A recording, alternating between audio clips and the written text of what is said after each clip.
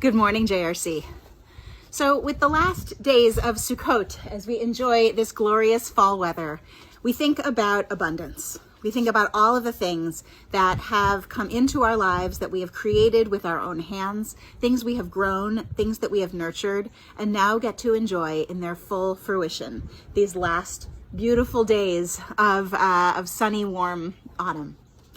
It's a time in which we get to the end of one version of our story, where we say, what in this complete cycle of a year have we gleaned, have we harvested, have we grown, have we learned?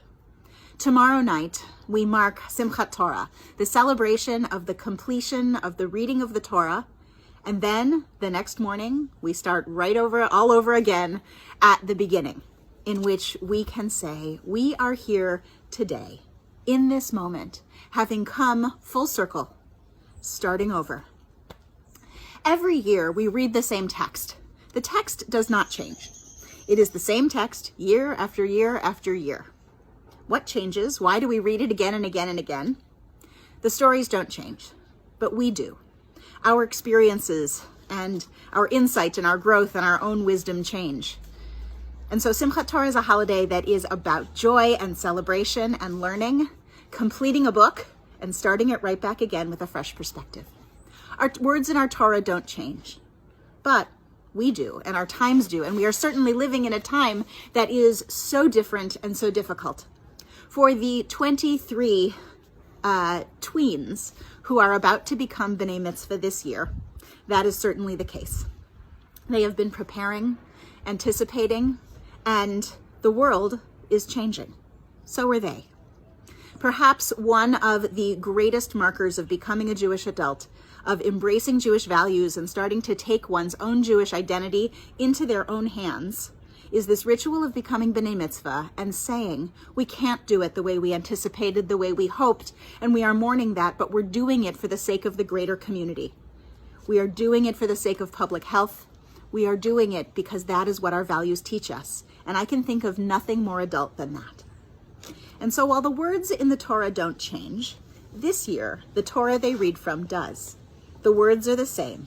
What we've created, this is our 5781 COVID Torah scroll. You remember many of them started singing in Fran's class, roll the Torah open, roll the Torah closed. What we've done is created our own Torah scroll.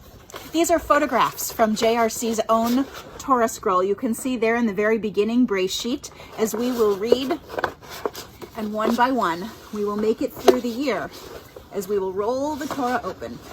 This Torah scroll has been inscribed with the names of all 23 of our young leaders, and they will receive it from a classmate as it is passed from one to the other, to the other, to the other each week, with a special covering that each of them will sign to mark how different this time is in the world.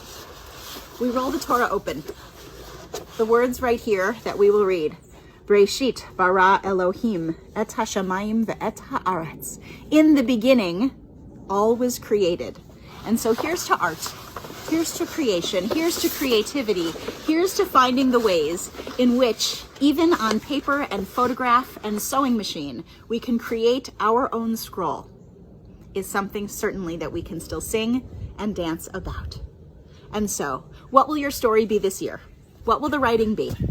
How will you look at the same experiences with different eyes and different lenses? And most importantly, where will you find great joy?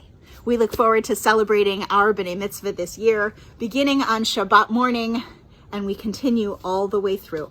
May we all go from strength to strength as we pass our story, one to the next to the next.